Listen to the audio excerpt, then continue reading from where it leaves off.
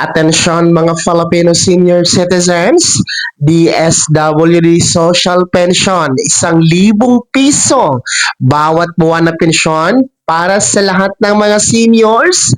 Ang pinaka-latest update sa kriteria paano makasali ngayong buwan ng June 2025. Pag-uusapan natin dito sa video. Hold up.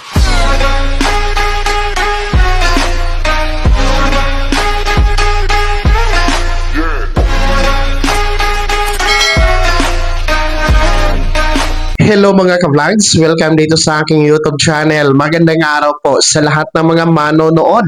Saan po kayong dako sa mundo? Kumusta mga ka-vlogs? Latest update dito sa social pension na 1,000 piso bawat buwan para na nga ba sa lahat ng mga senior citizens? Wala na nga bang pinipili dito? Criteria, ano kaya ang latest? Mamaya-maya pag-uusapan natin. Pero bago ang lahat, kung bago ka pa lang dito sa aking YouTube channel o di kaya hindi ka pa nakasubscribe, abay, click niyo muna ang ating subscribe button na nasa baba. Huwag niyong kalimutan na pindutin ang notification bell. Ilagay niyo po sa all para naman updated kayo sa lahat ng mga videos na aking i-upload.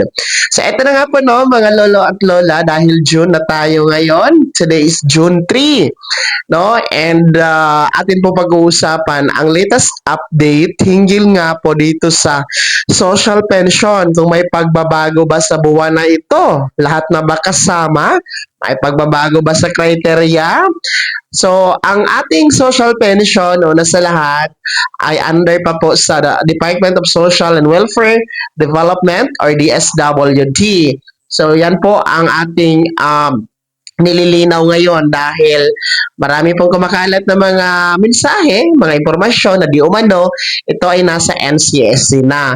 Ang NCSC po ay marin din po yung tinatanggi dahil nga wala pang transition o hindi pa nailipat sa NCSC ang pamamahala ng social pension para sa 1,000 piso bawat buwan na pensyon ng ating mga senior citizens.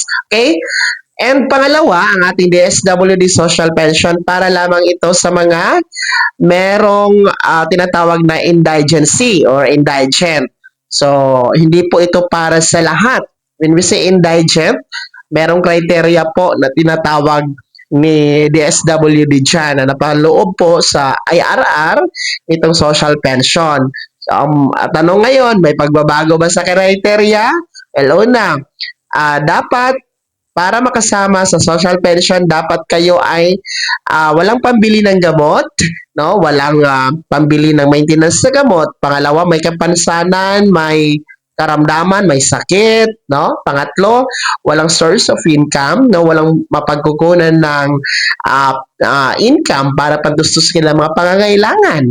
Pang-apat, walang nag-aabot ng sustento from the immediate family mula sa anak or any members of the family, no? Wala nag-aabot ng sustento, no, para sa kanilang mga pangangailangan. So that is the criteria for social pension na sinasabi po sa IRR na napaloob dito mga ka-vlogs. So in short, ngayong buwan ng June 2025, walang pagbabago. Ganun pa rin naman ang criteria na meron ang social pension mga ka-vlogs. Walang nabawas, walang nadagdag. Yun pa rin po ang criteria. So sa katanungan, may pinipili na ba? Wala na bang pinipili? Lahat na ba kasama? May pensyon o wala?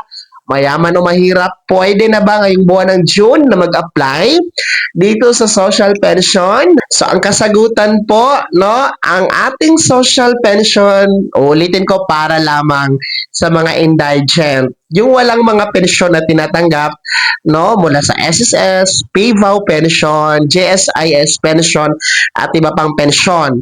So, talagang walang-wala po talaga. So, in short, no, sa kasagutan na wala na bang pinipili dito, may pinipili pa rin. Hindi pa rin po kasama ang mga merong SSS pension, no, yung mga pensionado natin from GSIS and PVAW, hindi pa rin po kayo maaari maka-apply at makasama dito sa social pension.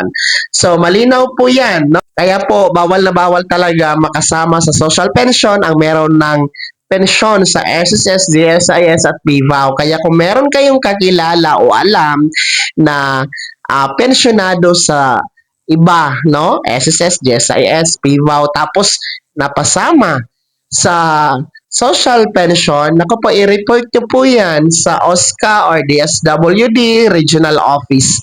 No, dahil bawal na bawal po yan. Para po yan sa mga nangangailangan talaga. So, sa ngayon po, nasa mahigit 4 na milyon ang benepisyaryo dito sa social pension. So, kung gusto nyo pong mag-apply, kung pasok kayo doon sa criteria na walang trabaho, walang source of income, walang nag-aabot ng sustento, may kapansanan, may karamdaman, may sakit, o di kaya may walang pambili ng gamot at pagkain, mag-apply po kayo, no? Makipag-coordinate kayo sa inyong barangay, Senior Citizen Association, o di kaya naman po sa OSCA office para po kayong maipasok sa listahan ng social pension at nang ma-evaluate po kayo, no? At mapasama po sa payout dahil 1,000 piso po ito bawat buwan, and then ang payout schedule every 3 months per quarter po ito sa halagang 3,000 piso.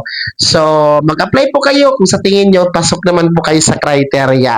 Ulitin ko, ngayong buwan ng June 2025, walang pagbabago po sa criteria, sa requirements, no? Sa kwalifikasyon dito sa social pension.